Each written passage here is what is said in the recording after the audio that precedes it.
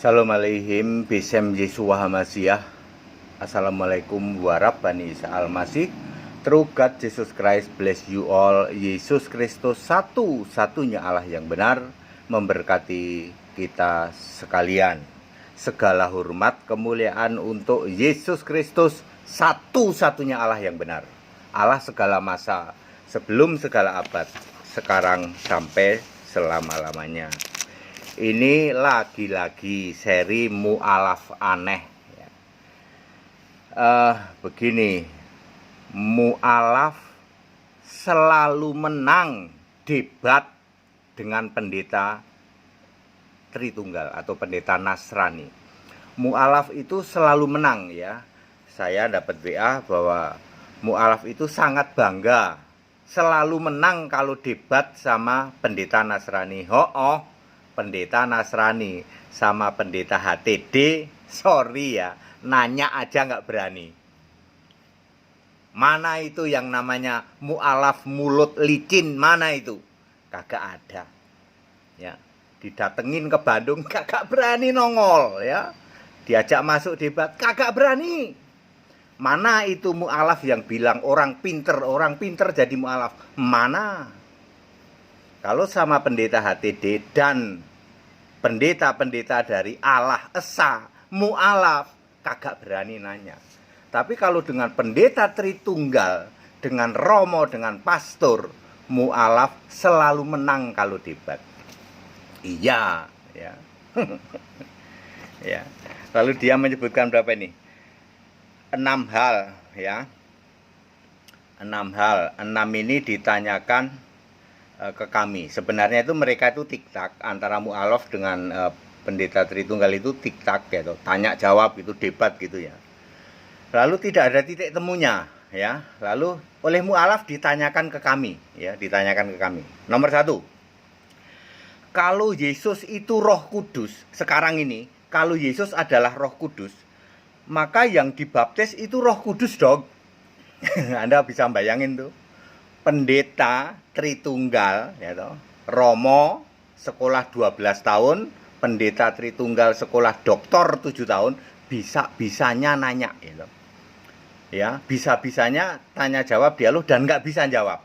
Kalau Yesus itu Roh Kudus, berarti yang dibaptis Roh Kudus dong. Ya. Yang dibaptis adalah Yesus fisik manusia ya. Apakah Yesus itu Roh Kudus? Iya dong, baca Kisah 16 ayat 6 dan 7. Kisah 16 ayat 6, Roh Kudus. Kisah 16 ayat 7, Roh Yesus. Wahyu 2 ayat 7, 11, 17, 29. Wahyu 3 ayat 6, ayat 13, ayat 22. Wahyu 22 ayat 17. Wahyu 14 ayat 13. Semua berkata, semua ditulis Roh. R huruf besar.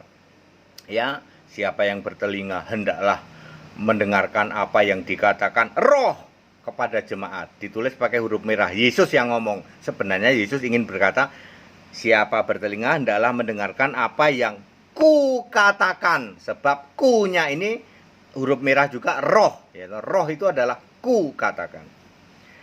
Jadi valid, Yesus sekarang adalah Roh Kudus itu. Menghujat Yesus, menghujat Roh Kudus, tidak diampuni.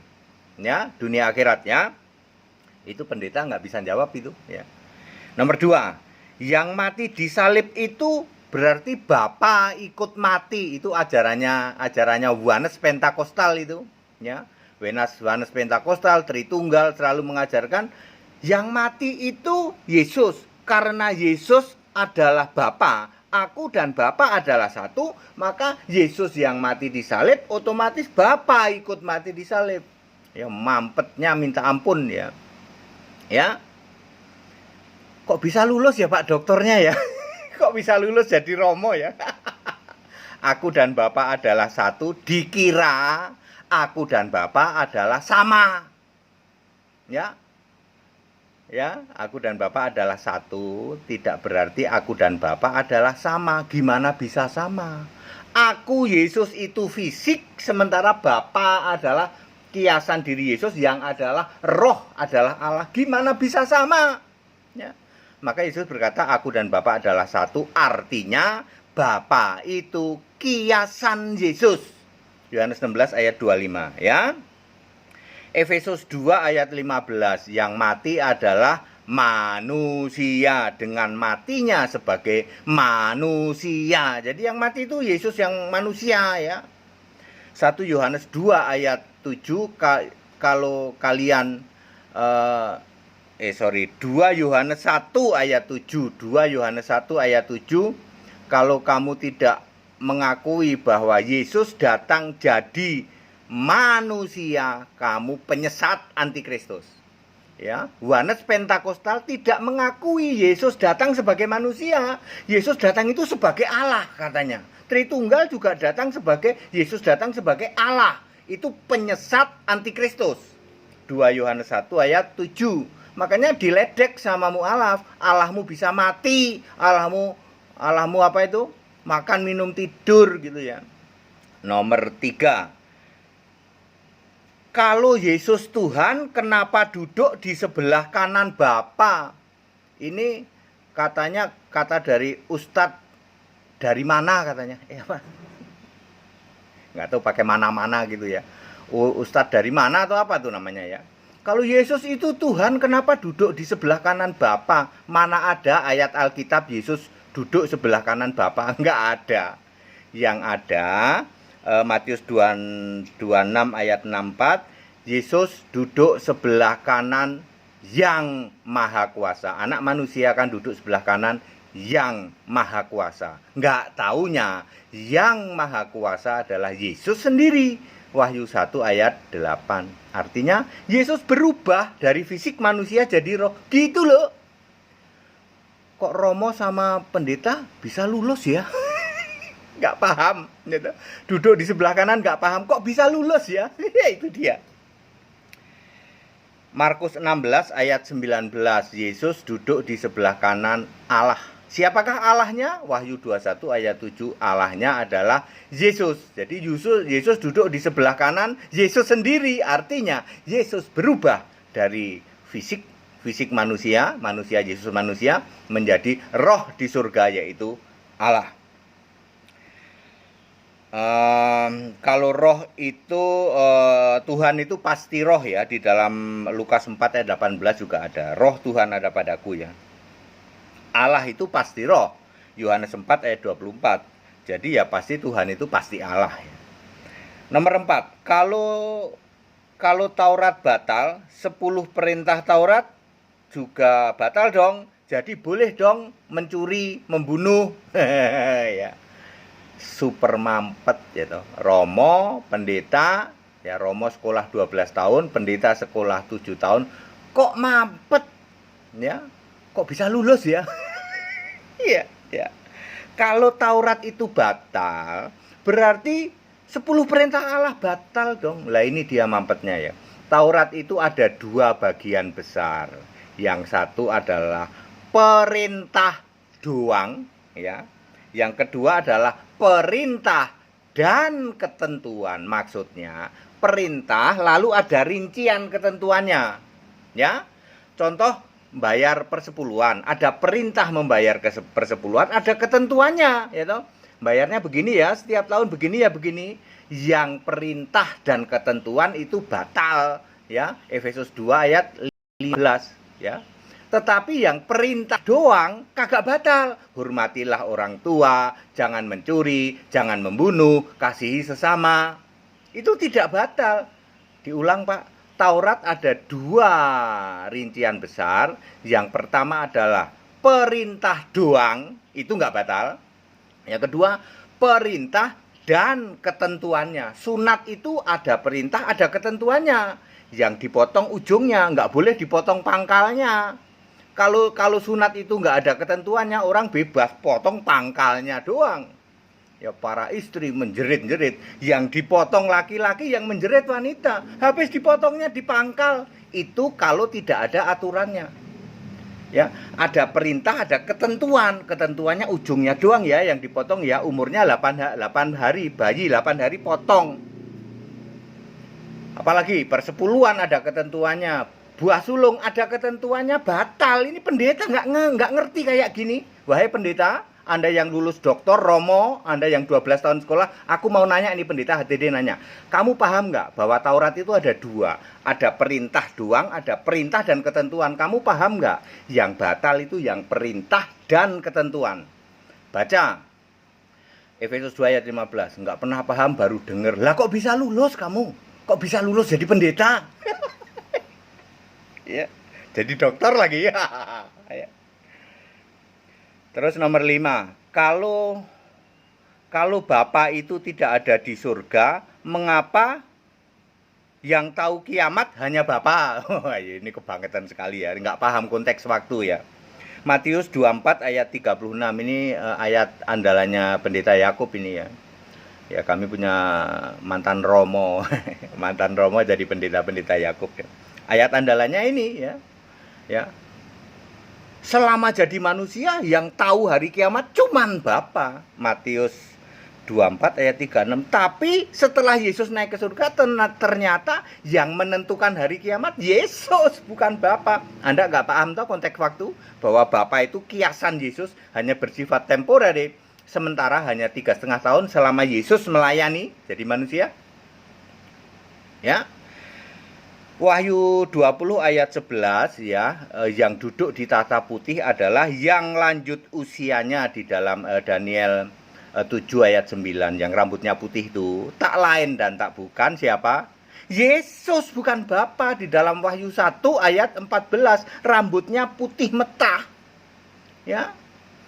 Nggak ada Bapa di surga ya. Nomor 6. Kalau Tuhan itu pasti Allah, mengapa 1 Korintus 8 ayat 6 Allah itu Bapa, Tuhan itu Yesus Kristus? Mampet lagi. Kok bisa lulus Pak ya? Lah ya itu dia ya. Ya 1 Korintus ditulis siapa Pak Pendeta Romo? Ditulis oleh Paulus. Paulus itu muridnya siapa? Paulus itu muridnya Gamaliel, ada di dalam Kisah 22 ayat 3. Jadi Paulus itu nggak pernah tahu doa Bapa kami, kan bukan murid Yesus. Yesus nyuruh ke murid-murid, hei murid, doa Bapa kami ya. Nyembah itu Bapa ya. Itu Yesus nyuruh pada murid. Paulus tahu nggak? Enggak. Kan Paulus bukan murid Yesus. Lalu Paulus tahu tentang Bapa dari mana? Dari Gamaliel. Gamaliel itu ahli kitab. Ya toh. Baca itu di dalam Kisah 22 ayat 3 itu. Ya. Ya, Paulus itu ahli kitab nenek moyang. Artinya ya Taurat semua ahli. Ya, kira para nabi.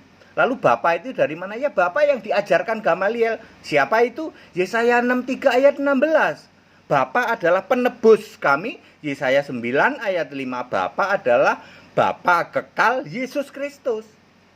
Semua kata Bapa yang ditulis oleh Paulus mulai dari Roma 1 ayat 7 sampai Filemon 1 ayat 3. Semua kata Bapa yang ditulis oleh Paulus sama sekali bukan Bapa yang kamu pikir wahai pendeta, wahai Romo. Itu bukan Bapa yang Yesus suruh sujud padanya, sama sekali bukan. Paulus tidak pernah jadi murid Yesus. Jadi semua kata Bapa yang ditulis oleh Paulus adalah Bapa kekal Yesus Kristus. Ya. Jadi clear 1 Korintus 8 ayat 6, Bapa adalah Yesus Kristus, Tuhan adalah Yesus Kristus. Makanya katanya itu mirip ya toh. Bapa yaitu segala sesuatu berasal darinya. Tuhan adalah yang olehnya segala sesuatu diciptakan, kan sami mawon, padha wae ya, sama saja.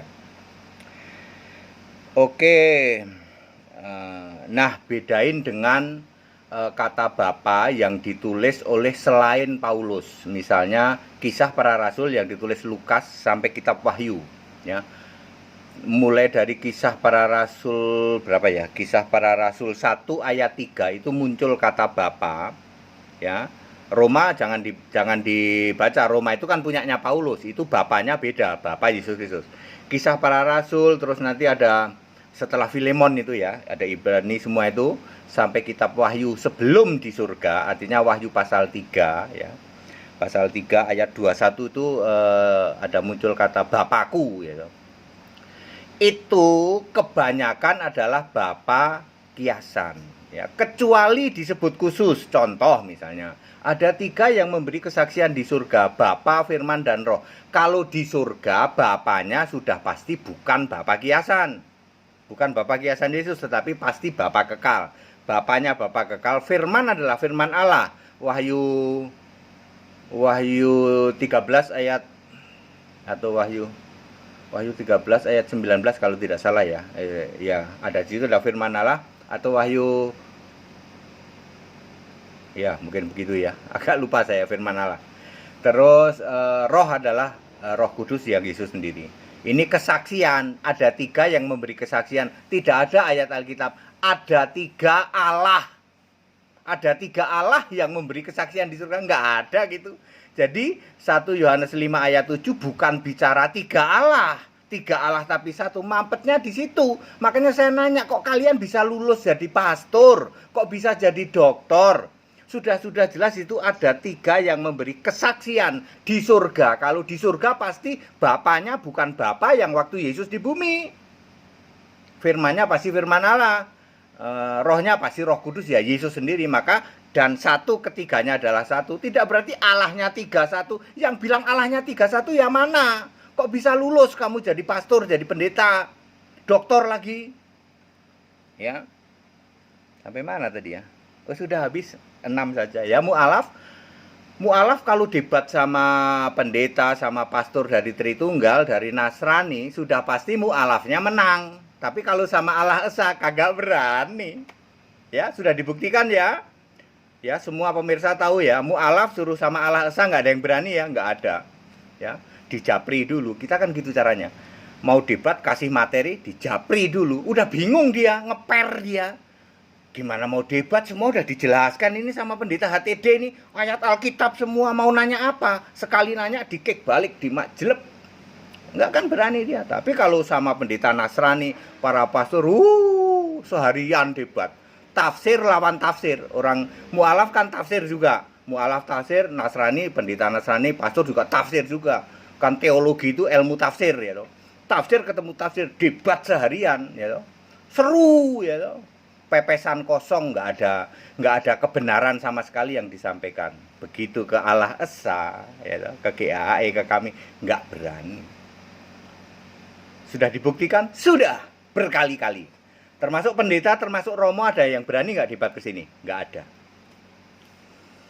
Ya, itulah kebenaran ya. Jadi Pak Mu'alaf saya sudah jawab, kenapa Anda kalau debat sama pendeta, sama pendeta Nasrani, sama pastor selalu menang. Betul, kesini berani nggak? Enggak Pak, sorry Pak, kalau sama pendeta HTD, sama Allah Esa, sorry Pak, saya malu Pak, kami malu Pak, nanti dikek balik sama HTD. Nah, maka dari itu, Shalom Aleihim, Bisem Yeshua HaMashiach, kita Indonesia, kita Pancasila ya. Tetap bersahabat, tidak boleh hujat caci maki. Tetap bersama saya, Pendeta Henry Tandianta, MBS. Haleluya, amin.